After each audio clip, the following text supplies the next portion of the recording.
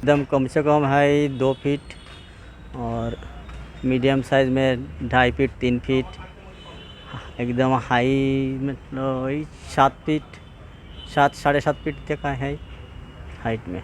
और ये मौसम के मार मौसम असर पड़ रहा है। ऐसे मतलब नहीं पड़ रहा है, मूर्ति सूख गया है ना, ग्राहक ही नहीं आ रहे अभी, ग्राहक बहुत ठंडा लग रहा है अभी।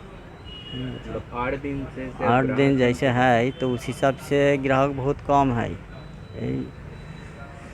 ऐसी उम्मीद है कि बिक जाएगा, लेकिन धीरे धीरे आ रहे हैं अभी ग्राहक। क्या इजाफा हुआ है रेट में?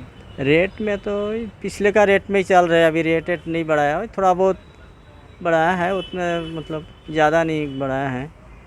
उसमें बढ़ गया है, सुतली में भी बढ़ गया है, ऐसे क्लियर में भी बढ़ गया है।